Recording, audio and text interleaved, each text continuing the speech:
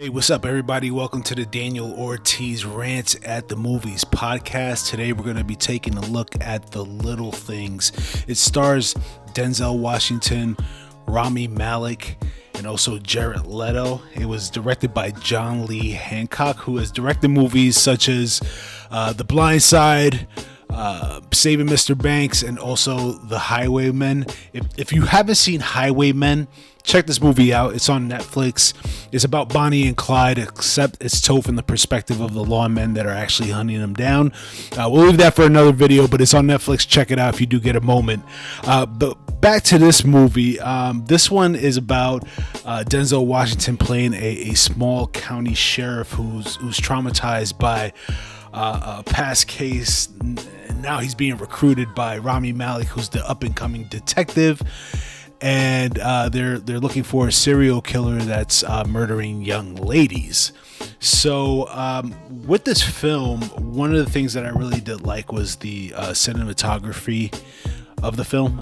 So it gave a really good atmosphere of dread and darkness, and also it gave me a lot of Seven vibes. So I thought the movie really excelled in that area. When it comes to the acting, Denzel was being Denzel. I think he's played a cop in like about 80% of his movies. So it's him just doing the same thing, the old finger wagging and the crooked lip and the compulsive laughing. So it looked like he added a couple of pounds for this film, or he was wearing a fat suit. Either way, that's probably the most change that I've seen in Denzel in a long time, since probably Training Day. Rami Malek, on the other hand, I wasn't too impressed with him in this film. And I loved him in Bohemian Rhapsody. I love him in I, Robot. But it felt like they were trying to fit a square peg into a circled hole, and it just did not work with him to me. As you know, Rami Malek is of Egyptian background, and his character's name was Jim Baxter. Rami doesn't look like a Jim Baxter. So, and it's a role. I don't know if it's based off of a book and they just put him into that part, but I think they could have gave him a more culturally relevant name, because it would have matched a little bit better. That was a little bit distracting. The other thing that was distracting about him, and I really battle with myself if I should share this, but Rami Malek's mouth was bothering me a little bit. And I've seen him in plenty of movies. It does not bother me, but I felt like he was still doing the whole Freddie Mercury thing. So he had the overbite, and I know he does have a little bit of an overbite in real life, but he did this weird thing with his mouth, and you probably won't see it because I have a beard, but it was like he'll say, "Detective, can you help me out?" I can't really explain it. Like it was the weirdest looking thing ever, and every time he did it, I couldn't stop looking at him and waiting for him to finish talking to see if he was going to do the mouth thing. So that was a little bit distracting. On the other hand, Jared Leto in this movie was really good. I liked his character a lot. If you know Jared Leto, he's a really good method actor, so he really dives into any of the roles that he gets into, and it felt like he did it here. And it also actually felt like who he was in this movie, he should have been in the Suicide Squad movie when he played the Joker. It felt a lot more real, and it felt a lot more authentic as opposed to whatever that was. So he really brought a lot of humor, creepiness, and darkness too to the role, and it was a lot of ambiguity. Did he do it? Did he not do it?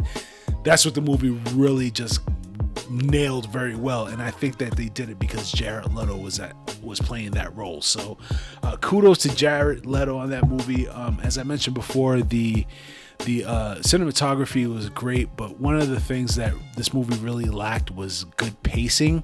So they did a lot of flashbacks, which I'm not opposed to. The one thing that I am seeing a lot of movies and TV shows doing now is that they just do a quick edit to a flashback. And I think that's really hard for people to really grasp what's going on when they do that.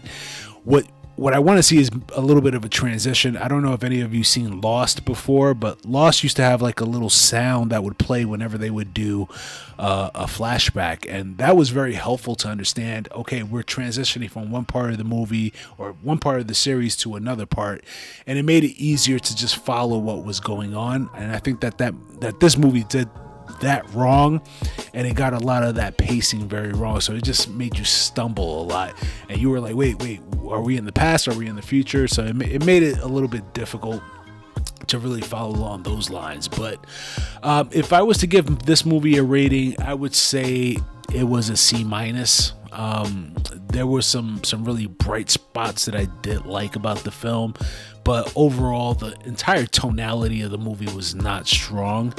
One thing that did make me actually appreciate the movie better was a YouTube video by Think Story, where they actually pointed out a couple of the little clues that were in the movie, which kind of heightened it up a little bit, because those were things that I didn't notice, and they actually add a lot more to the movie.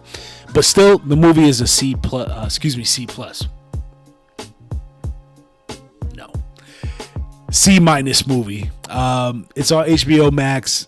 Good thing it is, because I think that watching it at home is probably the best. I would be mad if I saw this in the movie theater.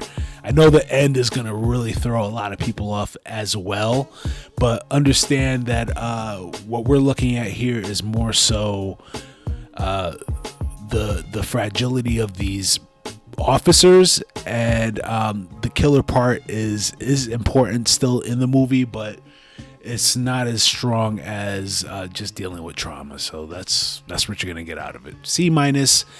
Like, share, and subscribe. Daniel Ortiz Rants at the Movies. Follow me on Instagram, and please support. It costs nothing. Just go ahead and hit subscribe. Ding that bell to get the notifications, and you'll know about some movies and my opinions about them. I'll catch you next time. I'm tired. Bye.